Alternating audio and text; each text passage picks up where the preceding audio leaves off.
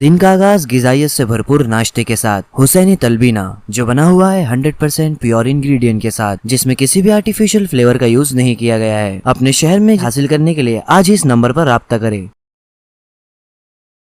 کچھ دنوں کے بعد حضرت حمزہ رضی اللہ تعالیٰ عنہ اسلام میں داخل ہوئے۔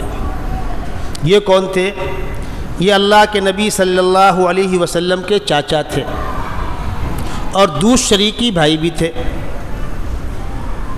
اور عمر میں تھوڑے ہی بڑے تھے۔ بڑی محبت و پیار تھا آپس میں، جان نچھاور کرتے تھے۔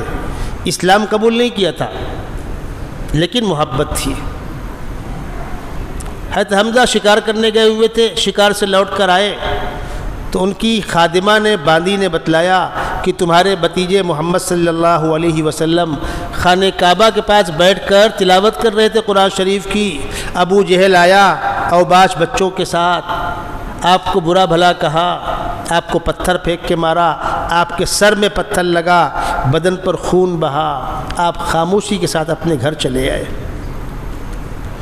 حضرت حمزہ کو اس کی اطلاع ملی، وہ کمان ہاتھ میں تھی، اسی کو لیے ہوئے خانہ کعبہ کے پاس پہنچے۔ ابو جہل بیٹھا ہوا تھا اوباش لڑکوں کے ساتھ۔ مجمع کو چیرتے ہوئے ابو جہل کے پاس پہنچے اور کہا، تو نے میرے بھتیجے کو لاوارث سمجھا ہے؟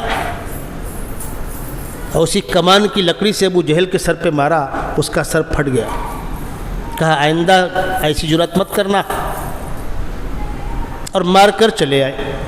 ابو جہل کے ساتھ جو لوگ بیٹھے ہوئے تھے انہوں نے کہا، تم سردار ہو، تم کو حمزہ مار کے لوٹ گئے، تم نے مقابلہ کیا ہوتا ہم تمہارا ساتھ دیتے، تنے تنہا آئے تم کو مار کر چلے گئے۔ تو ابو جہل نے کیا جواب دیا وہ سنیے۔ کہا، وہ بھتیجے کی محبت میں آیا تھا، اگر میں نے مقابلہ کیا ہوتا تو مجھ کو ڈر اس بات کا تھا کہیں اسلام قبول نہ کر لے، اس لیے میں نے یہ برداشت کیا۔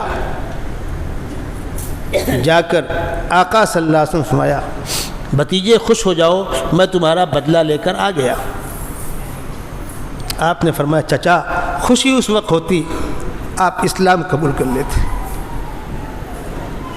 خوشی اس وقت ہوتی آپ اسلام قبول کر لیتے۔ فرمایا، اچھا ہاتھ بڑھاؤ، مجھے کلمہ پڑھاؤ، خوش ہو جاؤ۔ حضرت حمزہ نے اسلام قبول کر لیا۔